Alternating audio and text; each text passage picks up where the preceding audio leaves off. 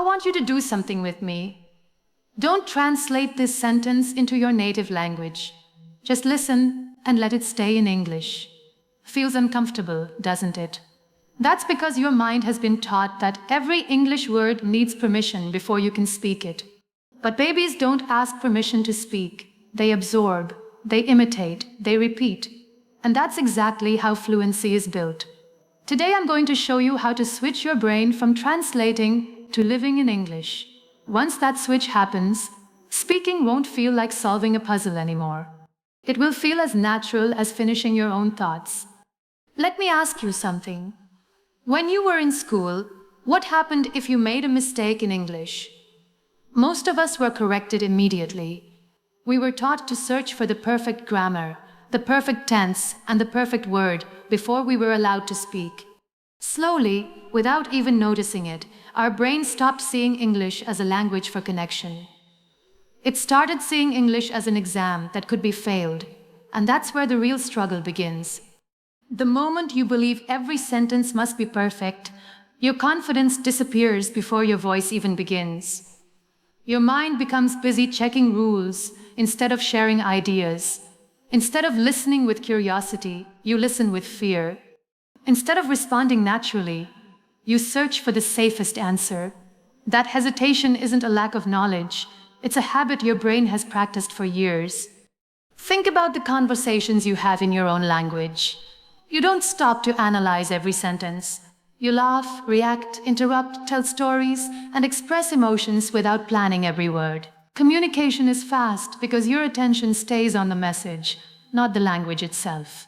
But when English enters the picture, many learners suddenly leave the conversation and enter their own mind. The focus shifts from connecting with people to avoiding mistakes. Here's the beautiful truth. Your brain doesn't actually want to translate. It wants the quickest path to expressing an idea. Translation only became its default because that is how it was trained. And the wonderful thing about the brain is that anything it learns through repetition can be replaced through new repetition. The same mind that learned to depend on translation can learn to trust English directly. So, from this moment on, I want you to stop asking yourself, how do I translate this? Instead, begin asking, how can I express this as simply as possible in English? That one small change transforms the way your brain approaches the language. You're no longer trying to impress anyone. You're simply trying to communicate. And that is the moment real fluency quietly begins. Not when you know every rule, but when your mind finally gives itself permission to speak. Let me share something that changed the way I look at learning. Perfection often feels safe, but in reality, it keeps us standing still. The same thing happens when we learn English. So many people tell themselves, I'll speak when my grammar is perfect, or I'll start conversations once I know enough vocabulary. But that day rarely comes. The more you wait to become perfect, the more your confidence depends on a future that never arrives. Think about a real conversation. It moves quickly. People don't pause after every sentence to check grammar rules. They respond to emotions, ideas, expressions, and moments. If your mind is busy creating the perfect sentence, you've already missed the conversation. Fluency isn't about producing beautiful English. It's about responding naturally while the conversation is still alive. So instead of training your brain to build long, complicated sentences, begin by training it to create fast, simple thoughts. If you see a cup, don't search for impressive words. Simply think, this is my cup. When you open a door, think, I'm opening the door. When you're hungry, tell yourself, I need something to eat. These tiny thoughts may seem ordinary, but they are teaching your brain something extraordinary. They are building speed instead of hesitation. Many learners underestimate the power of simplicity because they believe simple English makes them sound weak. But the opposite is true. The strongest communicators are not the ones who use the biggest words.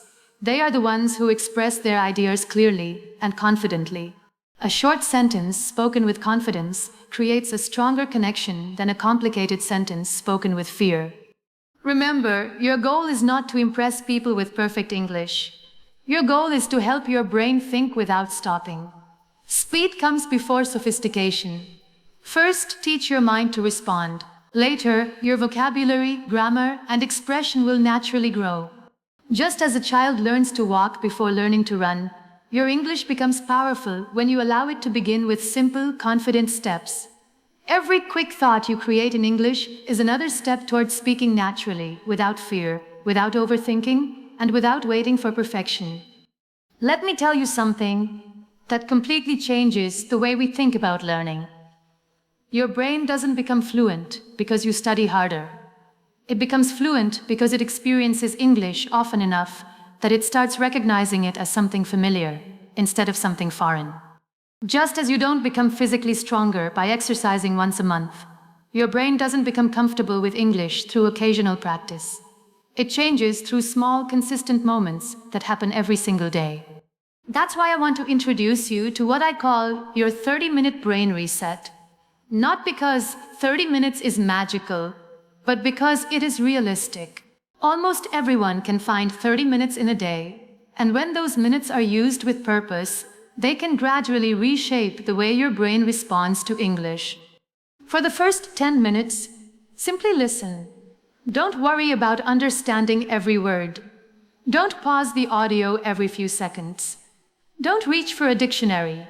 Just allow your ears to become familiar with the rhythm, pronunciation, and natural flow of English.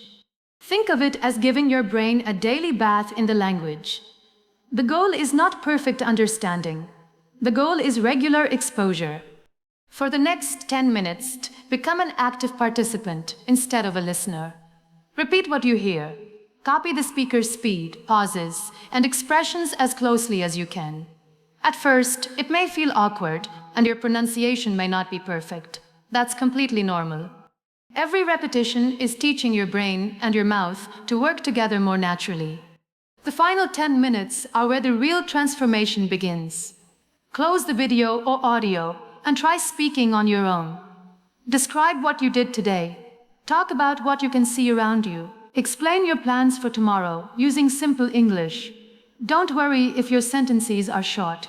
What matters is that your mind begins creating English without relying on someone else's voice. Many learners believe they need long study sessions to make progress, but the brain learns best through consistency, not exhaustion. 30 focused minutes every day are far more powerful than studying for 5 hours once a week and then forgetting everything.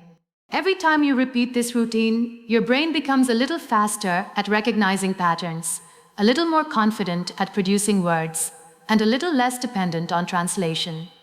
One day, you'll notice something remarkable. You'll hear an English sentence and understand it instantly.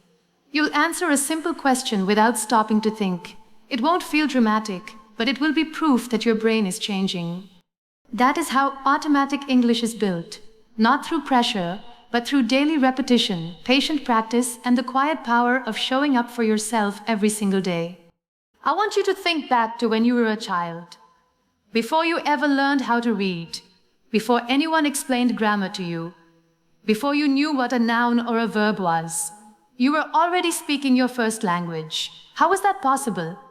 It wasn't because someone handed you a grammar book. It happened because your ears spent thousands of hours listening. Every conversation around you, every story, every laugh, every word spoken by your family became a lesson. Long before your mouth learned to speak, your ears had already taught your brain what the language sounded like. That same principle still works today, no matter how old you are. Many English learners believe they must master grammar before they deserve to speak. They spend months memorizing rules, filling notebooks with exercises, and watching grammar lessons one after another. Yet when a real person asks them a simple question, their mind goes blank. It isn't because they don't know enough grammar. It's because their ears haven't spent enough time absorbing real English. Your ears are the front door to fluency. Every sentence you hear leaves a tiny pattern inside your brain. At first, those patterns seem weak and unfamiliar.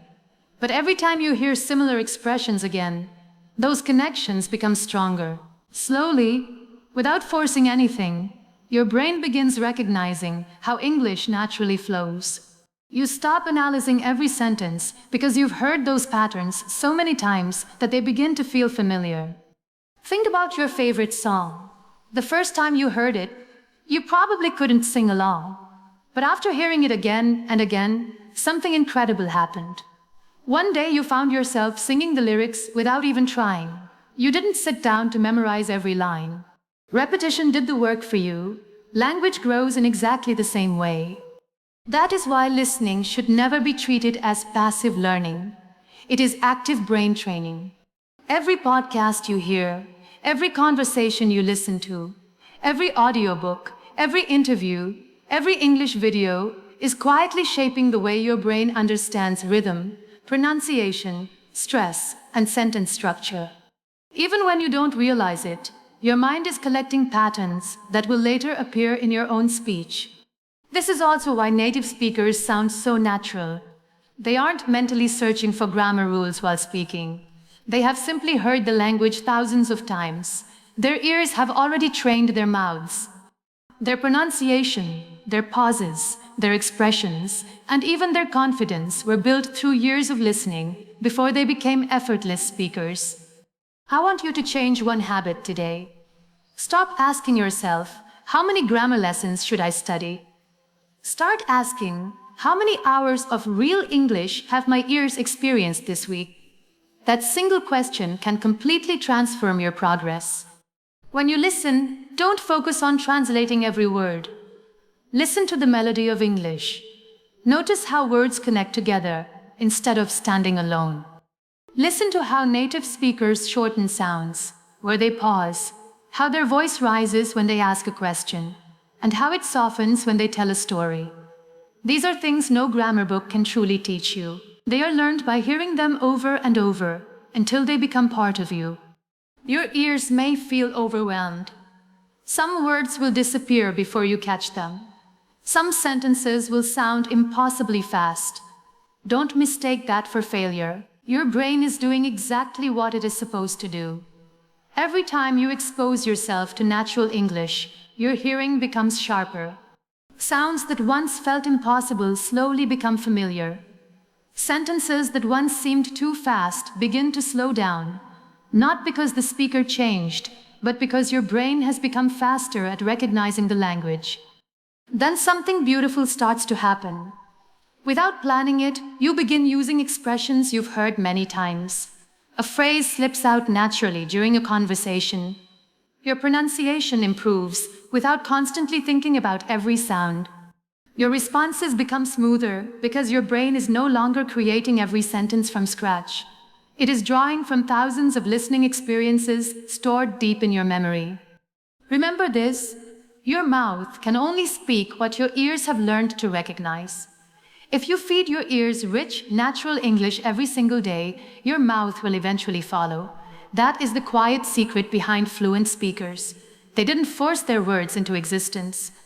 They allowed their ears to patiently teach their brain, and their brain naturally taught their voice. So never underestimate the power of listening. Every minute you spend truly listening is another brick in the foundation of effortless English, and one day you'll realize that the voice you've been searching for was quietly being built by your ears all along. Most people believe speaking begins when the mouth opens, but the truth is that speaking begins much earlier. It begins inside the mind.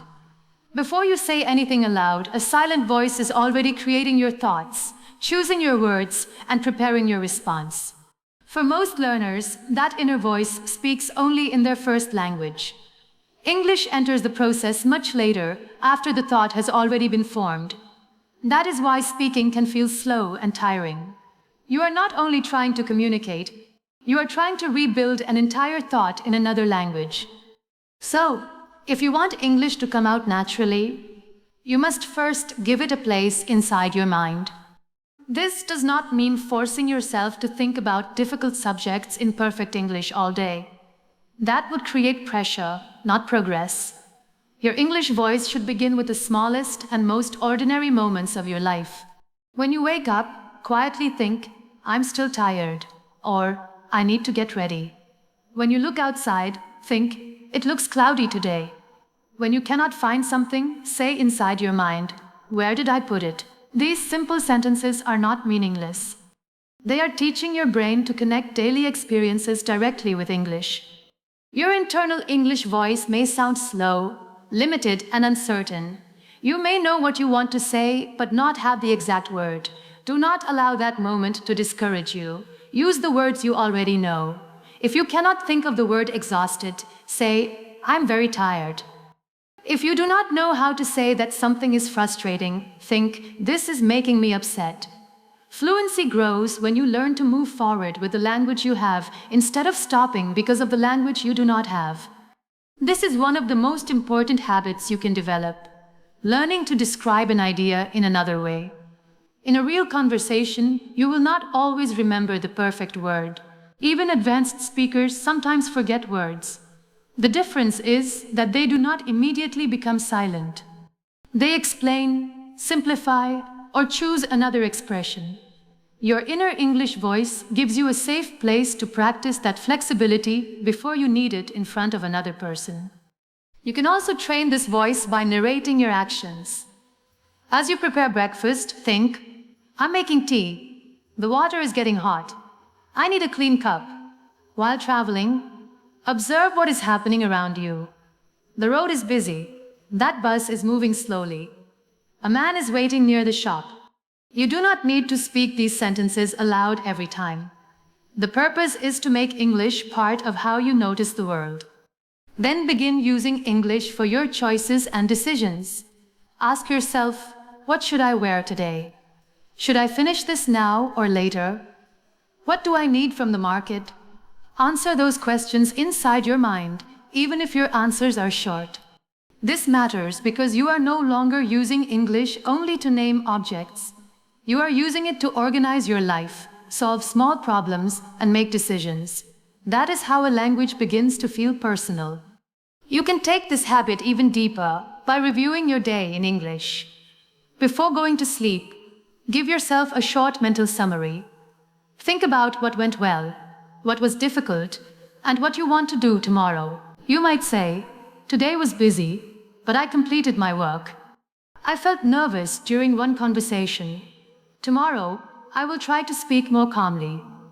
This practice builds language around real memories and real emotions, making the words easier to remember because they belong to your own life. Another powerful exercise is to imagine short conversations before they happen. Suppose you need to ask someone for help, answer a phone call, visit a shop, or speak during a meeting. Instead of waiting until the moment arrives, practice the situation inside your mind. Imagine the question you may hear and prepare a simple answer. Do not create a perfect speech, just give your brain a few useful paths it can follow. When the real moment comes, you will not be starting from nothing. Your inner voice will already have walked through the conversation. But be careful not to turn this practice into another grammar test. Your internal narrator is not a teacher holding a red pen.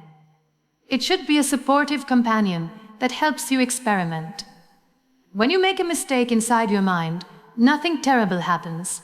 You simply notice it, improve it if you can, and continue. The purpose is movement, not constant correction.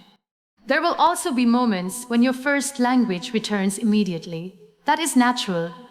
It has been guiding your thoughts for many years, so it will not disappear after a few days of practice. Do not fight it aggressively. Instead, gently invite English into more moments. Begin with 5 minutes while walking, cooking, or getting ready. Then increase the time as the habit becomes easier. You are not trying to remove your native language. You are building an additional path your mind can use. Something remarkable begins to happen. English words start appearing before you deliberately search for them. You see something funny, and an English reaction enters your mind. You remember a task and think about it in English. You hear a question, and your answer begins forming without first passing through your native language. These changes may feel small, but they are signs that English is moving from the outside of your life into the inside of your thinking. And once English becomes part of your inner world, speaking becomes less frightening. You no longer feel that every sentence must be invented at the last second. Your mind has already been practicing quietly throughout the day. It has been collecting phrases, forming opinions, asking questions, and expressing emotions. Your mouth is simply giving sound to a voice that already exists. So begin building that voice with patience. Let it describe your mornings, your plans, your surroundings, your feelings, and your dreams. Let it be simple before you ask it to be sophisticated. Let it make mistakes before you expect it to sound confident. Every language begins as a small voice, and every small voice becomes stronger when it is allowed to speak.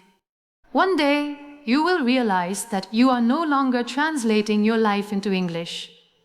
English has become one of the languages through which you experience your life. That is when it stops feeling like a subject you study and starts feeling like a voice that truly belongs to you. Many learners treat English like an appointment. They open a book, study for 30 minutes, close it, and then return to their normal life. For the rest of the day, English disappears. It is no longer in their thoughts, their surroundings, or their conversations. Then they wonder why speaking still feels unfamiliar. The problem is not always a lack of effort. Sometimes, the problem is that English has been kept separate from real life. A language becomes natural when it stops being something you practice only at a desk and starts becoming something you use while living. You do not need to move to another country or surround yourself with native speakers all day. You can begin exactly where you are, using the routines you already have. Your daily life is full of opportunities to practice English. You simply need to notice them. When you wake up in the morning, do not immediately reach for complicated sentences. Begin with what is happening in that moment. Think, I need to get up. I slept well.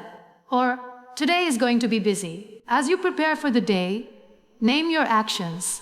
I'm washing my face. I'm choosing my clothes. I need to leave soon.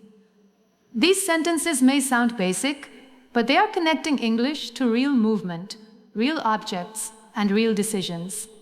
That connection matters because the brain remembers language more easily when it belongs to an experience. A sentence you memorize from a textbook may disappear after a few days, but a sentence you use every morning becomes part of your routine. You do not need to force yourself to remember it because your daily life keeps reminding you. While eating breakfast, describe what is in front of you. Think, the tea is too hot. This tastes good. Or, I'm not very hungry today. When you leave the house, notice the weather, the traffic, and the people around you. You might think, the road is crowded. It looks like it might rain. Or, that shop is open early today. This is how English begins to enter your world. Not through long speeches, but through small observations. Most people move through the day without consciously describing what they see. But when you begin observing your surroundings in English, ordinary moments become training opportunities. A waiting room becomes a place to notice objects. A bus journey becomes a chance to describe movement. A walk becomes an opportunity to think about colors, sounds, people, buildings, and emotions. For example, while waiting somewhere, look around and quietly form 3 sentences. You could think, there are 5 people in this room. A woman is talking on the phone. Everyone looks tired. You are not trying to create impressive English. You are teaching your mind to respond directly to what your eyes can see. Then begin adding your opinions. Do not only say what something is, say what you think about it. Instead of thinking, the room is small, continue with, but it feels comfortable. Instead of saying, the road is busy, add, I should have left earlier. This moves you from naming the world to expressing yourself within it. Another powerful habit is talking to yourself. Some people feel embarrassed by this, but self-talk is one of the safest and most effective ways to practice speaking. You do not need an audience, a teacher, or a speaking partner. You only need a few private minutes and the courage to hear your own English voice. You can talk to yourself while getting ready, cooking, cleaning, walking, or organizing your room. Say what you are doing and why you are doing it. For example, I'm cleaning this table because it has become messy. After this, I need to answer my messages. Then I'll prepare something to eat. Bisklomuse. You may repeat the same words often. That is not a problem. Repetition strengthens the language you use most. As those sentences become easier, you can slowly add more detail. I'm cleaning the table may later become, I'm clearing the table because I need a quiet place to work. Your English grows naturally because your thoughts are becoming more specific. You can also pretend that someone has asked you a question. Imagine a friend asking, "What are you doing today?" Then answer aloud. "First, I'm going to finish my work. After that, I need to buy a few things. In the evening, I might watch a film." This prepares you for common conversations without the pressure of a real person waiting for your answer. Do not try to memorize a perfect speech. Change your response each time. Some days your answer will be short. On other days, you will have more to say. The goal is to develop flexibility so your mind learns how to create a response instead of repeating one fixed paragraph. Another habit that makes English feel natural is reacting in English. Reactions are short, emotional, and immediate, which makes them perfect for training faster thinking. When something surprises you, think or say, "Really? That's strange," or "I didn't expect that." When you make a small mistake, say, "Oh, I forgot. That was careless," or "Let me try again." When something goes well, react with, "That worked. I'm happy with this," or "I did it better this time." These reactions are important because real conversations are not made only of complete explanations. They are filled with quick responses. We agree, disagree, hesitate, laugh, question, and express surprise. When you train these small reactions, your English begins to feel alive rather than rehearsed.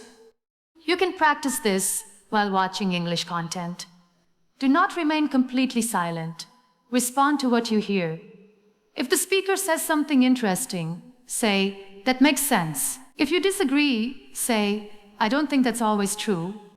If you predict what will happen next, say, "I think he's going to leave." You are turning passive watching into an active conversation. Your phone can also become a useful English environment. Change the language of one or two familiar apps so you see common words every day. Write your shopping list in English. Set short reminders such as "Call the doctor," "Finish the report," or "Buy some bread." Rename a few folders using English words. These are small changes, but they increase the number of times your brain meets English naturally. You can also record a short voice note at the end of the day. Speak for 1 or 2 minutes about something that happened. You might explain where you went, what you learned, what made you happy, or what frustrated you. Do not write the speech first. Speak with the English available to you at that moment. When you listen to the recording, do not attack yourself for every mistake. Notice one thing you did well and one thing you could express more clearly next time. Perhaps you paused too often. Perhaps you repeated one word. Perhaps you forgot the past tense. Choose only one small area to improve. Progress becomes easier when correction feels helpful instead of painful. You may also create small English zones in your day. Choose one activity during which you will use only English in your mind.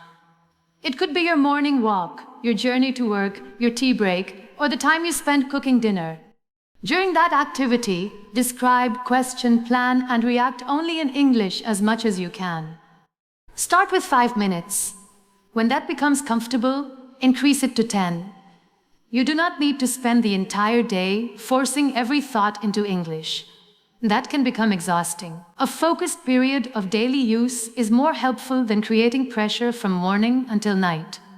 It is also useful to connect English with things you genuinely enjoy. If you love cooking, watch simple recipes in English and describe each step as you follow it. If you enjoy sports, listen to English commentary and give your own opinion about the game. If you are interested in personal development, listen to short talks and explain the main idea using your own words. When English becomes connected to something meaningful, practice stops feeling like punishment. Do not build your entire English routine around content that bores you. You are far more likely to stay consistent when the language gives you access to ideas, stories, and activities you already value. And please remember, you do not need a perfect environment to become fluent. You do not need expensive lessons every day. You do not need everyone around you to speak English. What you need is the willingness to use the language in the life you already have. Your bedroom can become a classroom when you describe what you see. Your kitchen can become a speaking practice space when you explain what you are cooking. Your journey can become a listening lesson. Your phone can become a vocabulary tool. Your thoughts can become a private conversation.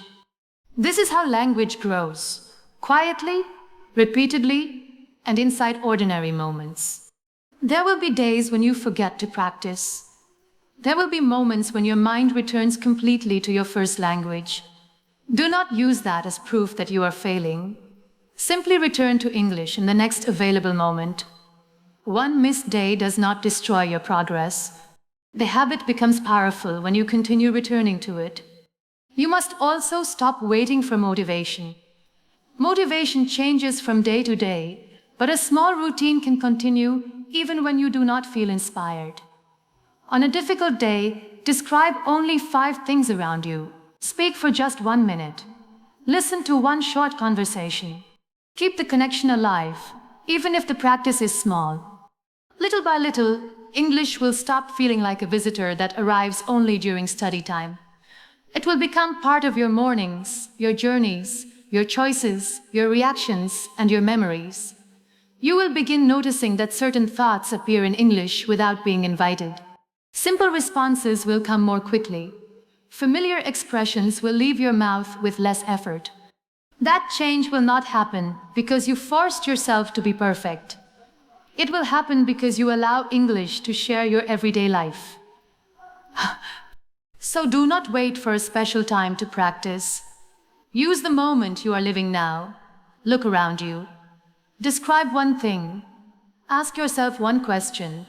Express one opinion. React to one experience. Every ordinary moment can move you closer to fluency when you give English a place inside it. You are not merely learning a language anymore. You are building a life in which English has a natural purpose. And when a language becomes useful in your life, it becomes easier to remember, easier to trust, and eventually much easier to speak. There will come a day when English no longer feels like something you are carrying on your shoulders. It will stop feeling like a difficult subject, a test you must pass, or a performance you must prepare for. It will begin to feel lighter, familiar, more natural. You may not notice the exact moment it happens, because real transformation rarely arrives with noise. It happens quietly, through all the small efforts you once thought were too simple to matter. One morning, you will hear an English sentence and understand it immediately. You will not separate it into words. You will not translate it inside your mind. The meaning will simply reach you. Or someone will ask you a question, and before fear has time to appear, an answer will already be leaving your mouth.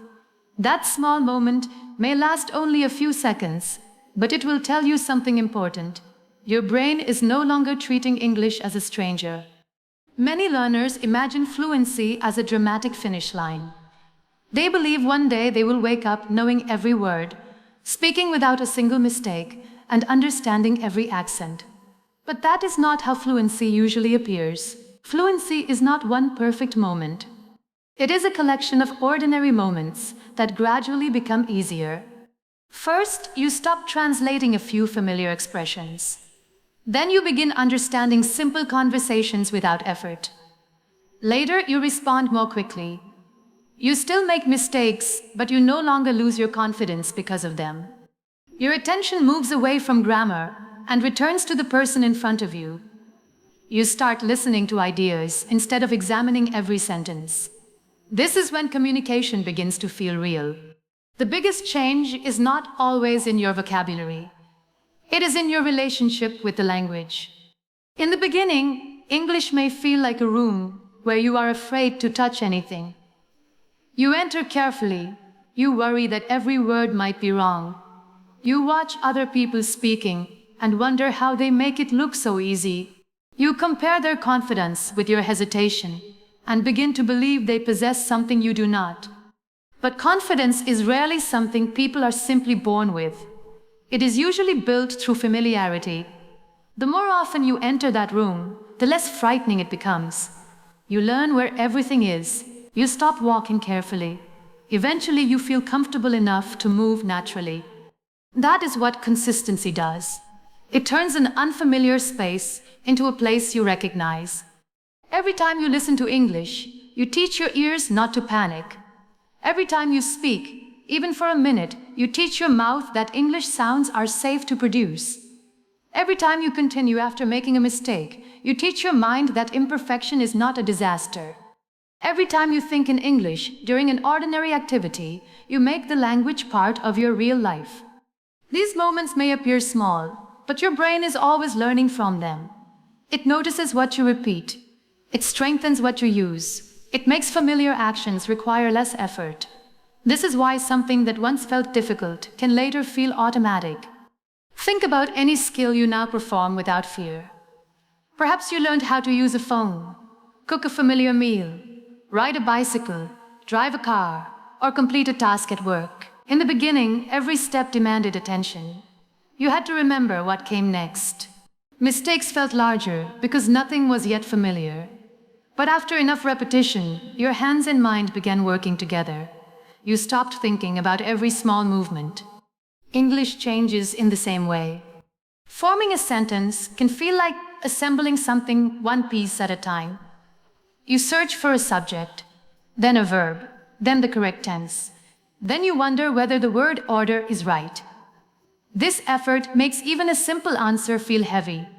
But when you hear and use the same natural patterns repeatedly, your brain begins storing them as complete units. Instead of building every sentence from the beginning, you start using familiar structures without conscious effort. Expressions such as, I'm not sure, it depends, that makes sense, I was thinking about it, or what do you mean? Begin appearing naturally because you have heard and used them many times. This is the point where speaking becomes faster. Not because you have memorized the entire language, but because your brain no longer needs to create everything from nothing. You may also notice that silence no longer frightens you as much. In the past, one forgotten word might have ended the conversation. You may have felt embarrassed, looked away, or switched back to your native language. But as your confidence grows, you learn how to stay inside the conversation. You say, give me a moment. You explain the idea using simpler words. You ask, how do I say this? You smile, correct yourself, and continue. That ability to continue is one of the clearest signs of real fluency. Fluent speakers are not people who never become confused. They are people who know how to move through confusion without giving up. This is why confidence should not be measured by the absence of mistakes. Measure it by your willingness to continue after a mistake. Measure it by how quickly you return to the conversation. Measure it by whether you express your idea, even when the sentence is not perfect. The day English begins feeling natural is not the day you stop making errors. It is the day those errors stop controlling you. You begin to understand that a mistake is only information. It shows you what still needs practice. It does not define your intelligence. It does not cancel your progress. It does not mean you should become silent. Once you understand this, fear loses much of its power. And when fear becomes smaller, your personality becomes visible. This matters because many learners do not struggle only with English. They struggle with the feeling that they cannot fully be themselves in English. In their first language, they may be funny, thoughtful, confident, warm, and expressive. But in English, they become quiet because they are busy protecting themselves from mistakes. As the language becomes more familiar, that changes. You begin telling stories with more emotion. You share opinions without rehearsing every line. You make jokes. You ask better questions. You respond to the person instead of responding to your own fear. English stops being a wall between you and others. It becomes another bridge through which your real personality can travel. That is a beautiful stage of learning. Because you no longer feel that English belongs only to native speakers, teachers, or people who sound perfect. You begin to understand that English also belongs to you. Your accent does not remove your right to speak it. Your mistakes do not make your ideas less valuable. Your journey may be different from someone else's, but your voice still deserves space. Never believe that you must erase your identity to become fluent. You are not learning English to become another person. You are learning it to give your existing thoughts, experiences, and dreams another way to be heard. Your accent may remain. Some expressions may still be difficult. There may always be unfamiliar words. That does not mean English is still foreign to you. A language begins to belong to you when you can use it honestly, confidently, and meaningfully. The transition happens gradually. One day, you realize that you watched a video without subtitles and understood most of it. Another day, you finish a conversation and only later remember that it happened in English. You read a message and answer immediately. You hear a joke and laugh before translating it. You become angry, surprised, excited, or curious in English. These emotional reactions are powerful signs of progress. They show that the language is no longer passing through a slow academic process. It is connected directly with your experience. This is what automatic English truly means. It does not mean your mind never pauses. It means English is available when you need it.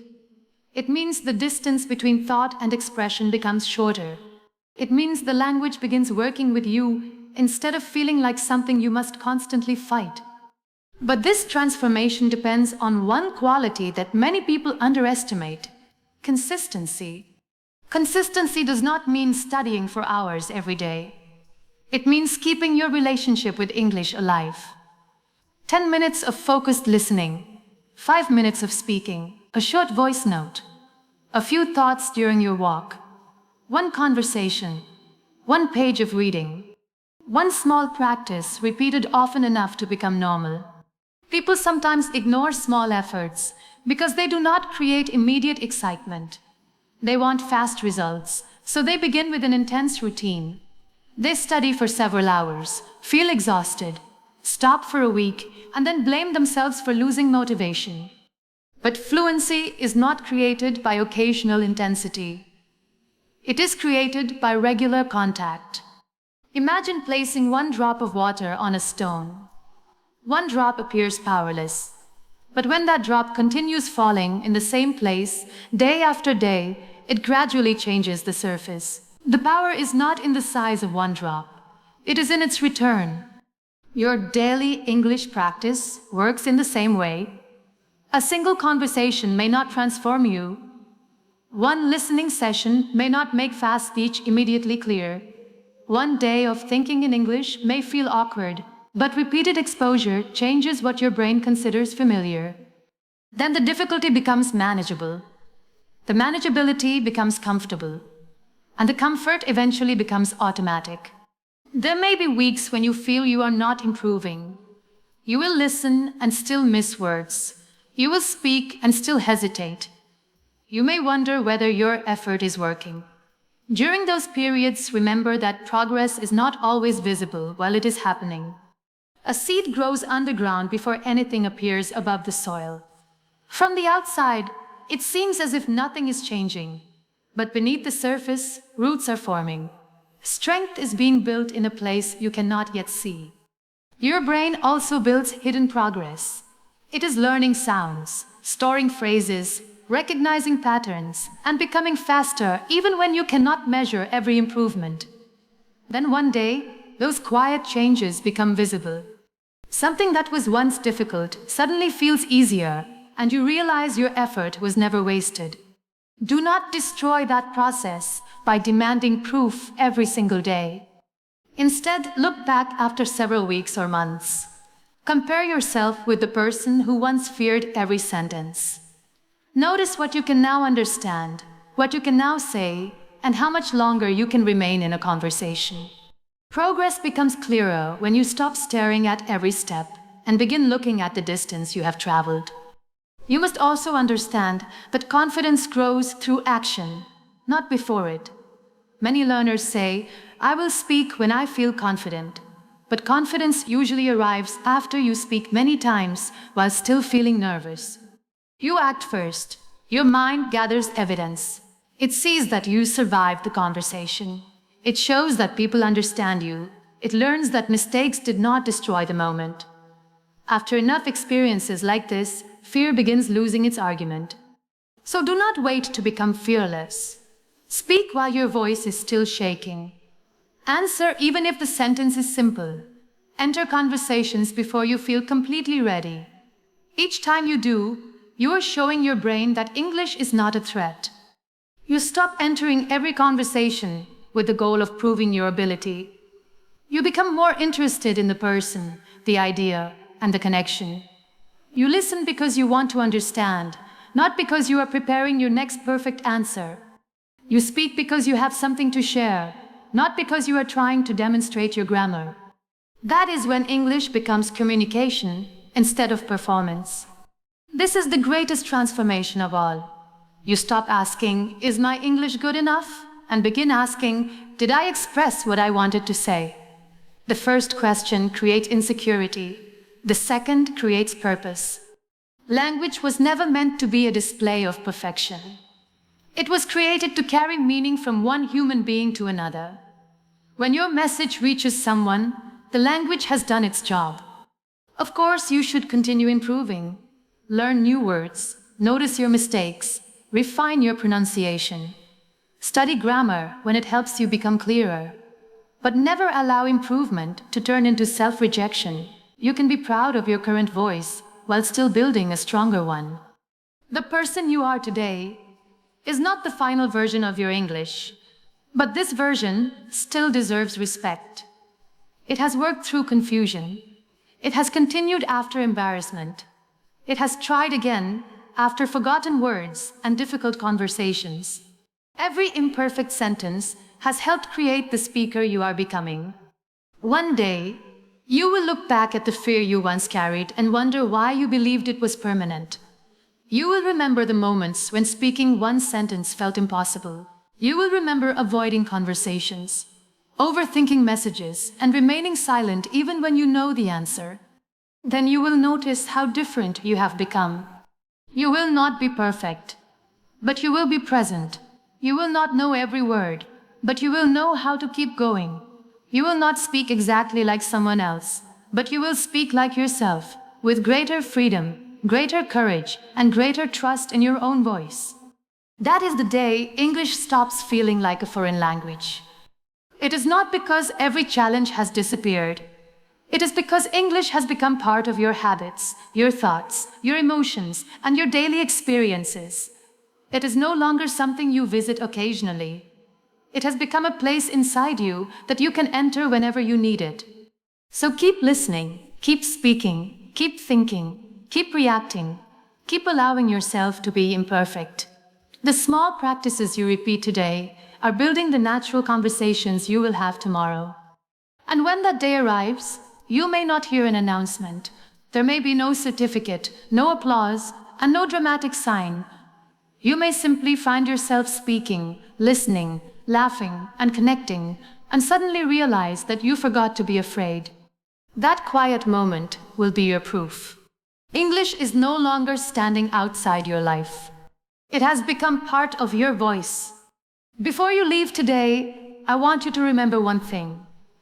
Fluency is not a gift that only a few people are born with. It is a habit that anyone can build. Stop measuring your progress by how perfect your English sounds. Measure it by how often you choose English every single day. Every sentence you speak is training your mind. Every mistake is making you stronger. One day, you'll answer a question in English without stopping to think, and you won't even realize you've done it. That's the moment you'll understand that you didn't just learn a language. You transformed the way your mind works. Keep believing in yourself, keep showing up, and I'll see you in the next lesson.